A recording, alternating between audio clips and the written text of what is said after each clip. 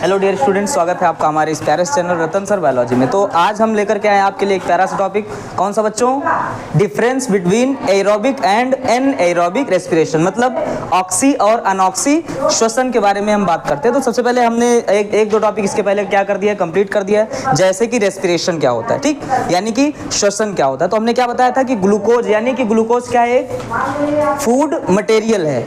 कैसा food material है? Simple food material, मतलब सिंपल फूड मटेरियल। सबसे पहले मैं क्या बता रहा हूँ कि रेस्पिरेशन क्या होता है। क्या रेस्पिरेशन क्या होता है? तो भाई जो ग्लूकोज होता है, क्या ग्लूकोज, वो ऑक्सीजन के कांटेक्ट में आएगा। ये हो भी सकता है और नहीं भी हो सकता है, मतलब ग्लूकोज हो भी सकता है, और ग्लूकोज तो होगा ही कंफर्म है, लेकिन ऑक्सीजन हो भी सकता है और नहीं भी हो सकता है। तो इसके बाद प्रोडक्ट क्या बनेगा? मेन प्रोडक्ट यहाँ पे क्या बनना चाहिए? एनर्जी बनेगा। साथ ही साथ क्या बनेगा यहाँ पे? CO2, लेकिन CO2 हो भी सकता है और नहीं भी हो सकता है। हर जगह क्या CO2 होगा? नहीं। ये हो भी सकता है और नहीं भी, ये हो भी सकता है और नहीं भी, ठीक। अच्छा, फिर इसके बाद क्या बनेगा? और H2O। क्या H2O? क्या हर जगह H2O बन रहा है? नहीं, मतलब ये हो भी सकता है और नहीं भी, ठीक।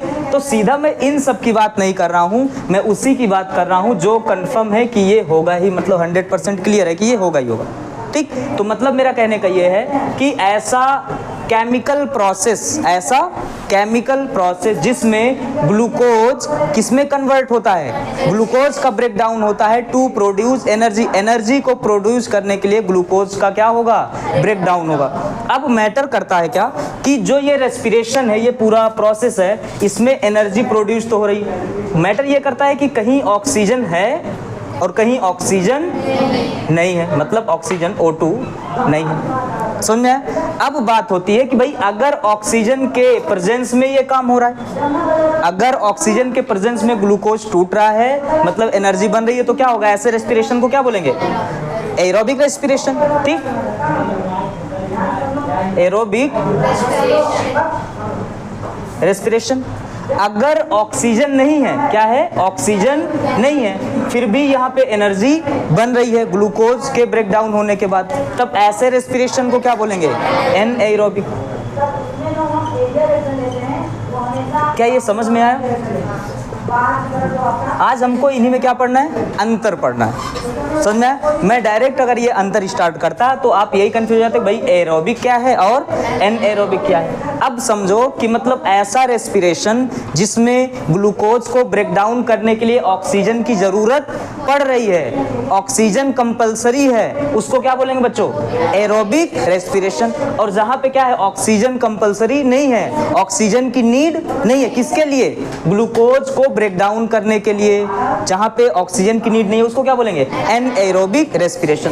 अब मैटर ये करता है कि इसको हिंदी में क्या बोलेंगे? इसको हिंदी में क्या बोलेंगे? ऑक्सीशोषण। और इसको क्या बोलेंगे? अनॉक्सीशोषण। बताओ, इतनी बात समझ में आ गई? पसीना बहुत हो रहा है, इसको बंद कर दिया ना इसलिए। चलो अब देखो नेक्स्ट पॉइंट, इसको रफ कर दें, हेडिंग डाल दो फटाक से। डिफरेंस बिटवीन क्या? Aerobic and anaerobic. हाँ, अच्छा, एनएरोबिक बढ़िया से नहीं, अभी क्या कुछ बचा है क्या? अच्छा, एक बचा है, चलो दूसरा भी बता दे रहा हूँ। क्या बचा है? Lactic acid fermentation. क्या बचा है? तो क्या बचा है? अच्छा, कौन सा बचा बताओ? एनएरोबिक। चलो ठीक। तो हमने तुमको क्या बताया था? एरोबिक और दूसरा एनएरोबिक। हमने बताया एरोबिक में ऑक्सीजन होगा, क्यों? और इसमें ऑक्सीजन नहीं होगा। क्लियर? इसके कितने पार्ट थे? 2 पार्ट थे। एक जगह किस चीज का फॉर्मेशन हो रहा था? मेन प्रोडक्ट क्या था? एक जगह लैक्टिक एसिड। क्या? Lactic acid. अच्छा, दूसरे जगह क्या था बच्चों? एथेनॉल। एथेनॉल को और क्या बोल सकते हैं? Ethyl alcohol. तो मैं एथेनॉल लिख दूं, एथेनॉल। क्लियर? एथेनॉल का फॉर्मूला क्या था? C2H5OH। इसका बताया गया था लैक्टिक एसिड का क्या? लैक्टिक एसिड का क्या था? C3H6O3। बताओ ये क्लियर है कि नहीं क्लियर? बताओ C3H3O3 ये लैक्टिक एसिड का फॉर्मूला हो गया। 6 है, अरे 336 होगा यहाँ पे, देख लो चेक कर लो फिर से। मतलब ये दोनों 3 ये ग्लूकोज के ही जैसा है। जैसे ग्लूकोज में क्या था C6H12O6, ये सेम और ये डबल, ऐसे ही जस्ट। समझ में आया कि नहीं आया? बताओ ये क्लियर हुआ तुम्हारा कि नहीं? तो आगे क्या समझना है तुमको? आगे जो मैटर है यहाँ पे कि लैक्टिक एसिड कैसे बन रहा है और फिर इसके बाद एथेनॉल कैसे बन रहा है, इसको समझना था। ठीक, हाँ गमछा लगा लो, बहुत बढ़िया किए हो। तो आगे देखो बच्चों, ये लैक्टिक एसिड कहाँ पे होगा? लैक्टिक एसिड, अब ये मैं समझाने चल रहा हूँ यहाँ पे, ठीक है? अब समझो, एक एक को समझाऊँ। देखो यहाँ तक ये आएगा क्या? कैमरे में आएगा क्या? ये आएगा तो यहाँ तक, अच्छा चलो कोई बात नहीं, यहाँ तक मैं समझा दूंगा, परेशान मत। ठीक, चलो सबसे पहले क्या होता है आपको पता है, C6H12O6 आएगा, क्लियर? और ये कन्वर्ट होता है किसमें? पायरुविक एसिड या पायरुवेट। तो मैं क्या लिख सकता हूँ, मान लो पायरुविक एसिड, ठीक? तो क्या हुआ, ये कन्वर्ट हुआ किसमें? पायरुविक एसिड, किसमें? पायरुविक एसिड में। अब जो पायरुविक एसिड था वो किसमें कन्वर्ट होगा? अब्सेंस ऑफ ऑक्सीजन, मतलब यहाँ पे O2 नहीं होगा, बट बनेगा क्या यहाँ पे बच्चों? एनर्जी। क्या? एनर्जी। और प्लस और क्या बन रहा है? अब लैक्टिक एसिड वाली बात कर रहा हूँ तो लैक्टिक एसिड, क्योंकि एनर्जी तो हर जगह बन रहा था। अब मैं लैक्टिक एसिड की बात कर रहा हूँ तो क्या बनेगा? Lactic plus lactic acid. Clear है कि नहीं क्लियर है? क्या क्या बना यहाँ पे? ऑक्सीजन नहीं है तब तो एथिल अल्कोहल बनेगा। क्या हुआ? ऑक्सीजन नहीं है, लैक लिखूंगा ना यहाँ पे, लैक ना, मतलब वही है भाई, लैक का मतलब कि कमी हो गई, ऑक्सीजन अब वहाँ पे प्रेजेंस नहीं है, वही है। ठीक, समझ में आया ना? तो फिर इसके बाद यहाँ पे एनर्जी का फॉर्मेशन हुआ और क्या हुआ? लैक्टिक एसिड का। इसमें क्या है, इसको कैसे समझेंगे? चलो अच्छा, ये कहाँ पे हो रहा है ये पूरा प्रोसेस? मसल्स में। कहाँ पे? मसल्स में हो रहा है। ठीक, अच्छा दूसरा और क्या समझोगे कि एरोबिक जो होता है वो कहाँ कहाँ होगा? एन एरोबिक कहाँ कहाँ होगा? इसका बहुत इंपॉर्टेंट रोल है। ये जो होगा ये साइटोप्लाज्म और माइटोकॉन्ड्रिया में होगा। एक सेल के अंदर बच्चों, ये सेल है, इसके अंदर न्यूक्लियस, यहाँ पे साइटोप्लाज्म और यहाँ पे क्या है? माइटोकॉन्ड्रिया। तो ये प्रोसेस साइटोप्लाज्म और माइटोकॉन्ड्रिया दोनों में मिल करके यहाँ पे होगा ये वाला प्रोसेस, सेलुलर रेस्पिरेशन। अच्छा ये वाला सिर्फ साइटोप्लाज्म में। यहाँ पे ऑक्सीजन होगा तो कंप्लीट क्या होता है जो है बोल सकते हैं ब्रेक डाउन होगा ऑक्सीजन का, यहाँ पे इनकम्प्लीट। लेकिन अभी इसको अच्छे से एक्सप्लेन करना था, यही वाला था, यही वाला था। चलो इसको अच्छे से कंप्लीट कर रहे हैं बढ़िया से। ये सब तो सारी बात अच्छे से एक्सप्लेन हो गया था, ये बचा था बच्चों। चलो तो एथेनॉल सबसे पहली बात होती है कि होगा कहाँ? सबसे पहली बात है कि होगा कहाँ? तो ये होगा किसमें? In the east. अब ईस्ट क्या होता है? ईस्ट हमने बताया था कि इसका जो साइंटिफिक नेम होता है सैकेरोमाइसिस सेरेविसी। क्या? Saccharomyces cerevisiae. चलो दूसरा और इसके बारे में क्या जानोगे? हमने बताया कि जो ईस्ट होता है सबसे पहले किसमें रखा गया? फंजाई में। किसमें? फंजाई क्या है? किंगडम है बच्चों, क्या है? किंगडम। 5 किंगडम पढ़े होगे ना, ठीक? कि मोनेरा, प्रोटिस्टा और फिर इसके बाद फंजाई, फिर एनिमेलिया, फिर इसके बाद प्लांटी। एनिमेलिया में एनिमल को, प्लांटी में प्लांट को, मोनेरा में बैक्टीरिया को, प्रोटिस्टा में जो यूनिसेलुलर और फिर इसके बाद क्या थे? यूकैरियोट थे, उनको रख दिया गया। और इसके बाद इसमें किसको रख दिया गया? फंजाई। बच्चों ध्यान से सुनना, फंजाई में रखा गया किसको? मल्टी सेलुलर और साथ में और क्या? यूकैरियोट। क्या? यूकैरियोट।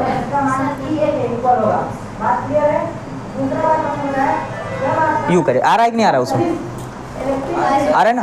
तो ध्यान से सुनो, फंजाई में किसको रखा गया? मल्टी सेलुलर यूकैरियोटिक को। लेकिन जो ईस्ट है बच्चों ये भी फंजाई में रखा गया, तो क्या ये मल्टी सेलुलर यूकैरियोट होगा?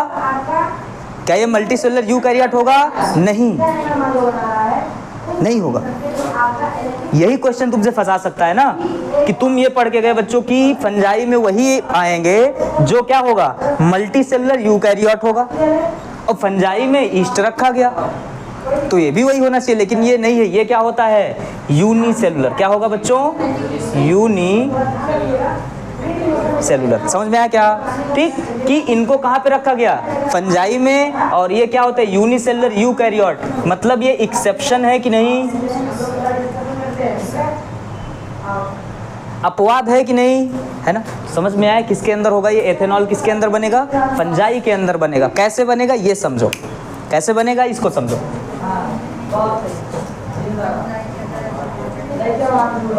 ठीक, ये वाला प्रोसेस बता रहा हूँ, इसको कंप्लीट खत्म, ठीक है ना? बात तो इसी के चलेगी, पूरा कंप्लीट कर दूँ खत्म। चलो ब्लैक क्या देखो है, चलो देखो बच्चों ध्यान सुनो। अब हुआ क्या, जो ग्लूकोज था C6H12O6 हुआ, इसका क्या, ध्यान से सुनना, यही चीज बता रहा हूँ। ये पूरा यूनिसेलुलर ना, यूनिसेलुलर ना, मतलब एक सेल के अंदर चलेगा ना भाई, एक ही सेल है उसी के अंदर ये काम चल रहा है जो मैं बता रहा हूँ। यूनिसेलुलर का मतलब तो यही हुआ, एक सेल। ठीक, चलो तो क्या होगा, ध्यान से सुनना भाई। ग्लूकोज आया, क्या आया, ग्लूकोज आया। अब ये ग्लूकोज का क्या होगा, ग्लाइकोलिसिस। क्या होगा, ग्लाइकोलिसिस। चलो मैं लिख रहा हूँ यहाँ पे, क्या होगा, ग्लाइकोलिसिस, मतलब ग्लूकोज टूट रहा है, ग्लूकोज का क्या हो रहा है, ब्रेक डाउन। यहाँ देखो वहाँ नहीं, ठीक, अच्छा। तो ग्लाइकोलिसिस तो हुआ कहाँ पे हो रहा है बच्चों, साइटोप्लाज्म में हो रहा है। ठीक, अब जो साइटोप्लाज्म में हुआ कहाँ पे, साइटोप्लाज्म में हो रहा है। ठीक, अच्छा। हुआ क्या, क्या बना इसके बाद, पायरुविक एसिड। क्या बोल दूं, पायरुविक एसिड। लो पायरुविक एसिड लिख दूं यहाँ पे, PYRUVIC एसिड, ACID है, ठीक है, पायरुविक एसिड। अब जो पायरुविक एसिड, इसका फॉर्मूला क्या होगा,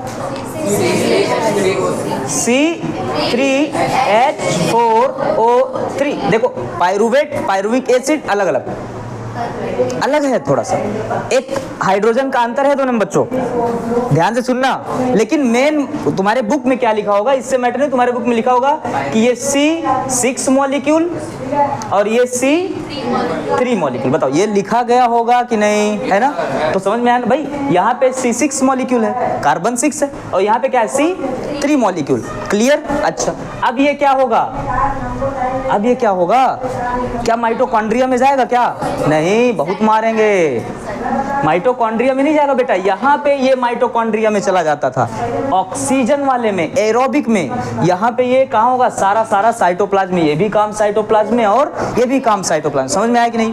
अब ये इसमें टूटा और ये यहाँ पे ऑक्सीजन के प्रेजेंस में होगा कि एब्सेंस में, ऑक्सीजन यहाँ पे नहीं होगा बच्चों। समझ में आया ना? तो मैं सीधा लिख सकता हूँ, ठीक, या भी ऐसे बना सकता हूँ कि यहाँ पे O2 नहीं होगा, O2 यहाँ पे नहीं होगा। ठीक, तो बनेगा क्या, O2 नहीं होगा तो क्या बनेगा बच्चों, मेन प्रोडक्ट तुम्हारा क्या बनना चाहिए, एथेनॉल। क्या बनना चाहिए, एथेनॉल, या फिर और क्या बोलते हैं, एथिल एल्कोहल, एथिल एल्कोहल। क्या बोलूंगा, ध्यान से सुनना, ध्यान से। अरे ठीक है यार, तुमसे ज्यादा मेहनत मैं कर रहा हूँ, तुम पसीना लेके परेशान मत हो। यहाँ सुनो, तुमसे ज्यादा मेहनत कर रहा हूँ ना, तो तुम बैठा नहीं जा रहा है, मैं यहाँ पे चिल्ला रहा हूँ, प्लस कैमरा भी डिस्टर्ब हो रहा है हमारे पीछे। ध्यान से सुनो, कोई बात नहीं। देखो जब कंसंट्रेशन रखते हो ना माइंड का, तो गर्मी हो ठंडी हो, ज़्यादा माइंड नहीं जाना चाहिए वहाँ पे, ठीक है? भूख लगी है, प्यास लगी हो, कोई मतलब नहीं है, ठीक है? समझ में आया ना? गर्मी लग रही है, कोई बात नहीं, यहाँ पे कंसंट्रेशन बनाओ, गर्मी को ख्याल नहीं आने दो, माइंड को इतना यहाँ पे फोकस करवा दो।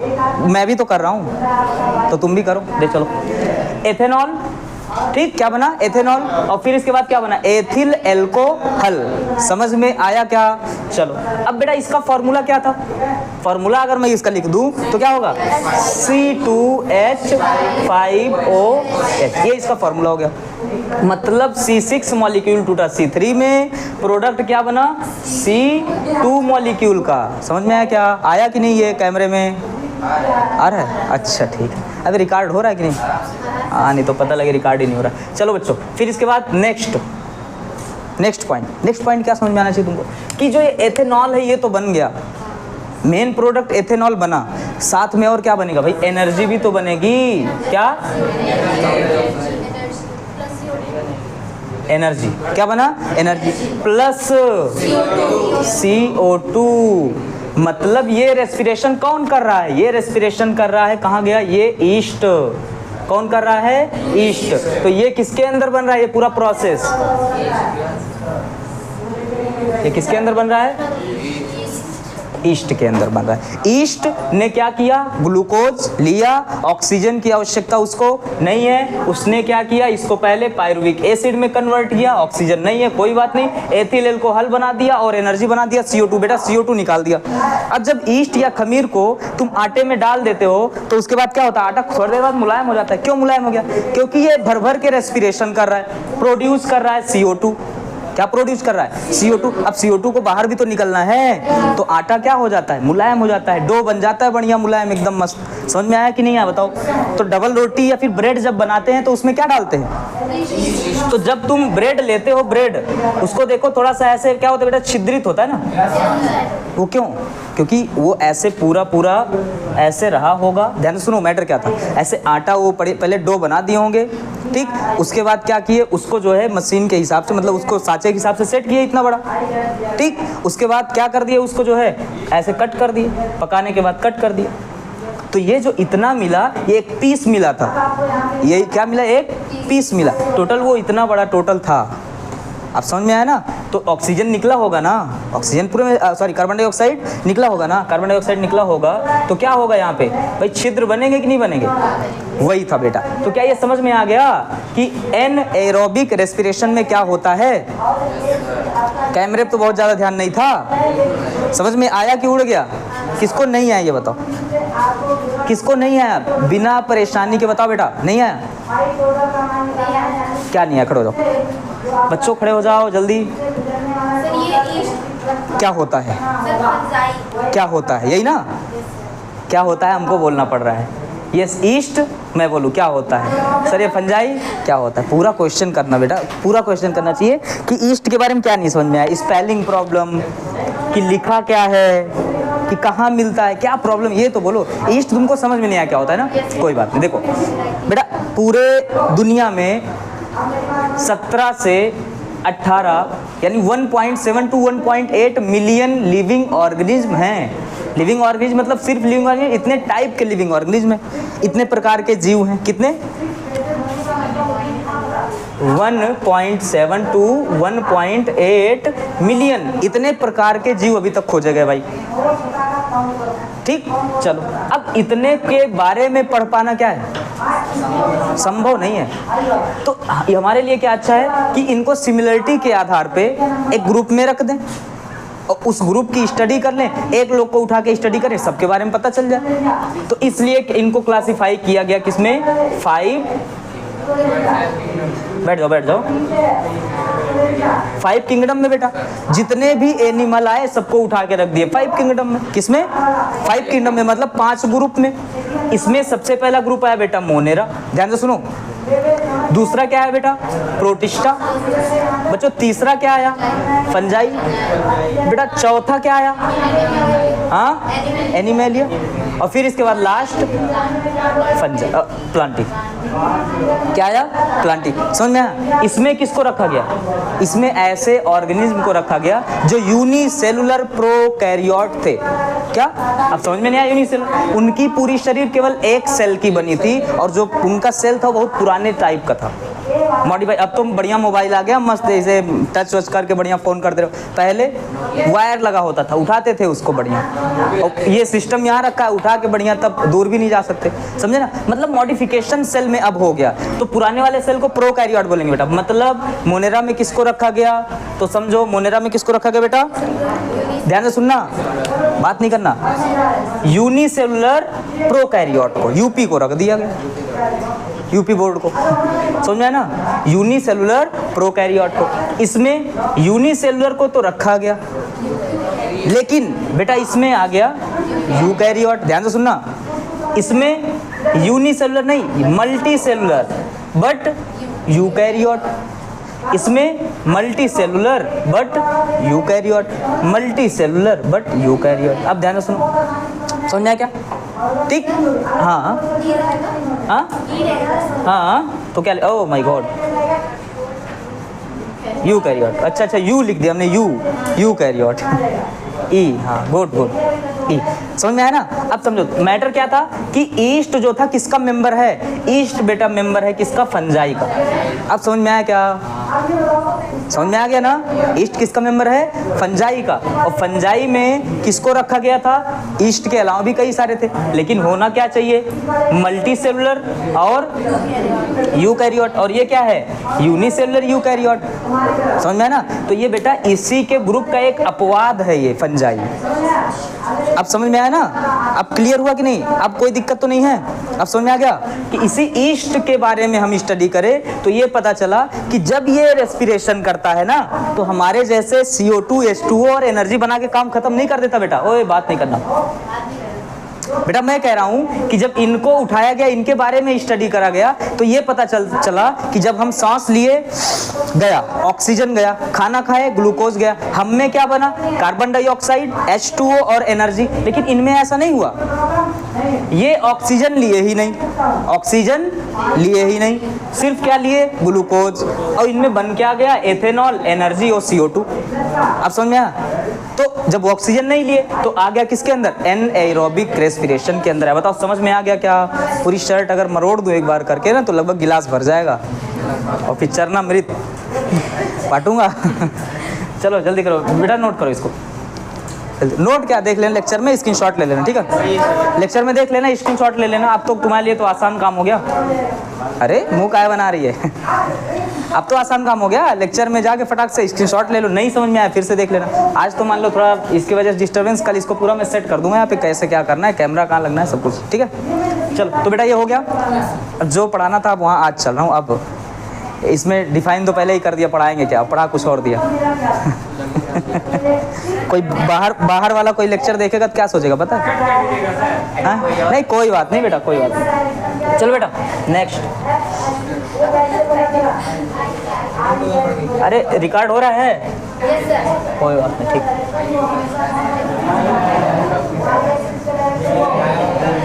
चलो बेटा ध्यान दो, देखो इधर डिफरेंस किसके बीच, एरोबिक और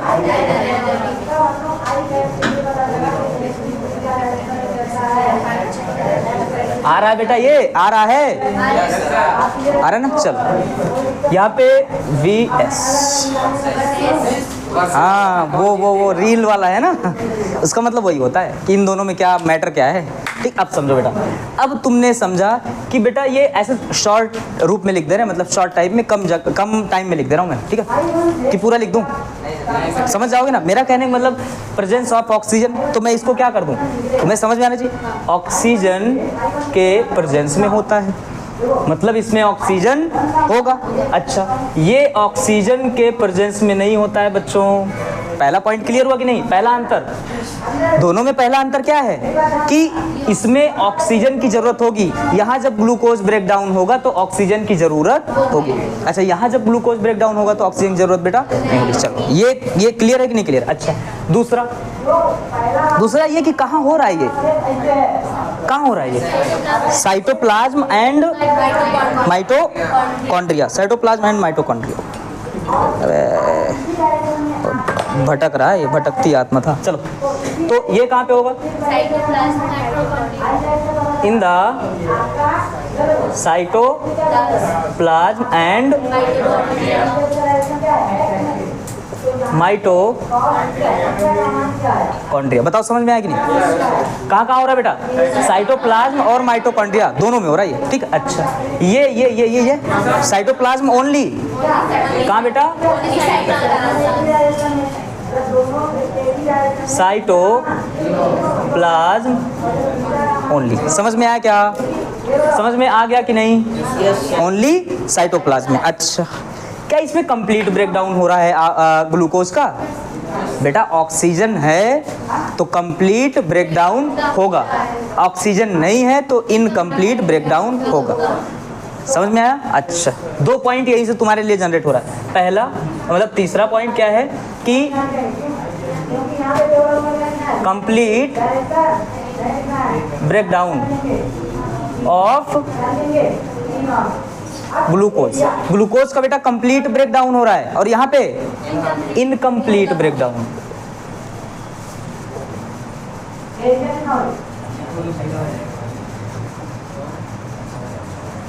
इनकम्प्लीट ब्रेकडाउन आ रहा है बेटा, ये इनकम्प्लीट ब्रेकडाउन ऑफ किसका? नहीं बता दो, ऑक्सीजन का बता दो। इच्छाएं हैं तो इच्छाओं की मौत नहीं करनी चाहिए, बोल दो। हैं? बताओ समझ में आया कि नहीं आया? आगे third point clear. Fourth point देखो बेटा, कम से कम 5 तो होनी चाहिए। चलो, तो फोर्थ पॉइंट तुम्हारा क्या आया कि अगर कंप्लीट ब्रेकडाउन हो रहा है बेटा किसका? ग्लूकोज का, तो एनर्जी ज्यादा बनेगी, मोर एनर्जी प्रोड्यूस, है ना? मोर एनर्जी प्रोडक्शन भी लिख सकते हो, कोई दिक्कत नहीं। मतलब एनर्जी का प्रोडक्शन बेटा मोर हो रहा है, ज्यादा ही हो रहा है। और यहाँ पे लेस प्रोडक्शन ऑफ एनर्जी। बताओ समझ में आया कि नहीं आया? क्लियर हो गया? हाँ, अच्छा बेटा फिफ्थ पॉइंट क्या होना चाहिए इसमें? वो प्रोडक्ट क्या बन रहा है, इसमें प्रोडक्ट क्या बन रहा है बेटा? इसमें इंड प्रोडक्ट क्या बन रहा है? तो इंड प्रोडक्ट क्या? DuCT। जो इंड प्रोडक्ट था वो क्या था? अरे फिसल रहा है, CO2 H2O एंड एनर्जी।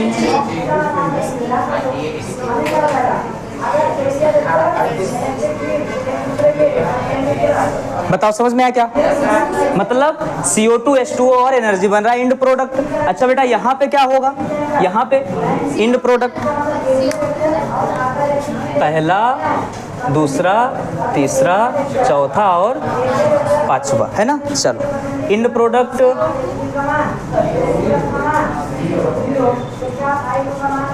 आएगा ना? देख लो उसमें आएगा ना? यहाँ लिख दूँ तो आएगा ना? चलो, तो क्या क्या हो रहा बेटा इसमें? क्या हो सकता है?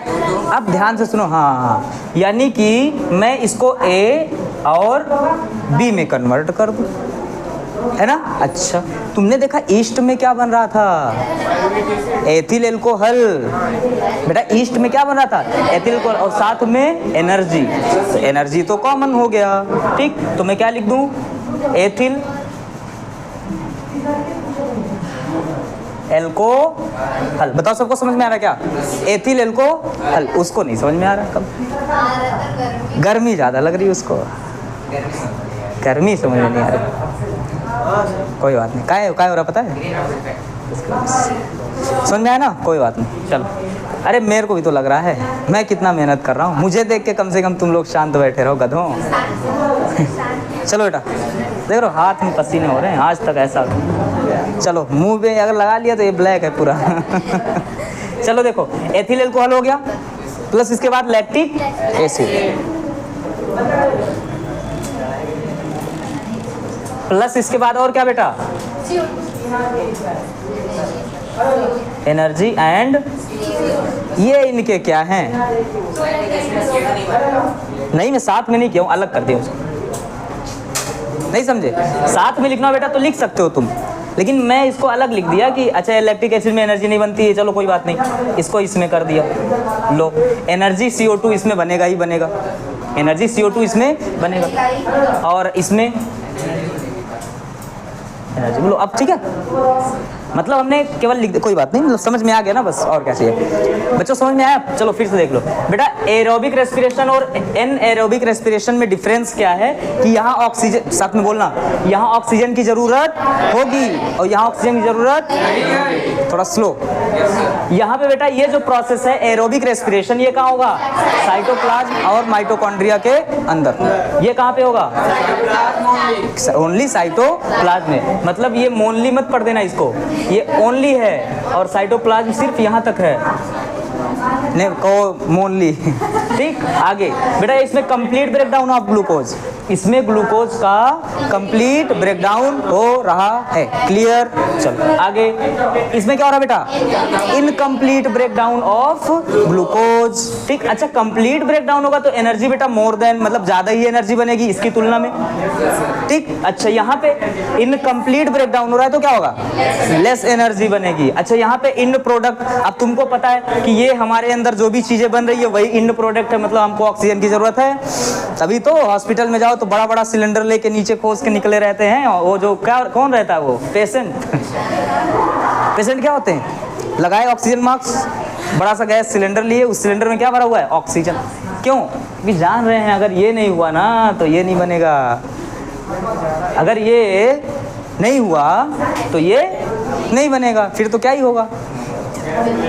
ठीक, अच्छा इनको क्या है? इनको तो मजा ही है, इनका तो ऑक्सीजन फ्री है, कोई दिक्कत नहीं। इनको कोई दिक्कत हुआ तो ऑक्सीजन सिलेंडर है या नहीं है कोई दिक्कत नहीं, हम तो ऐसे ही रह लेंगे। ठीक है, चलो बेटा ये समझ में आया कि नहीं आया बताओ। ठीक, एग्जाम्पल। अच्छा ये किस में होता है? ये किस में होता है?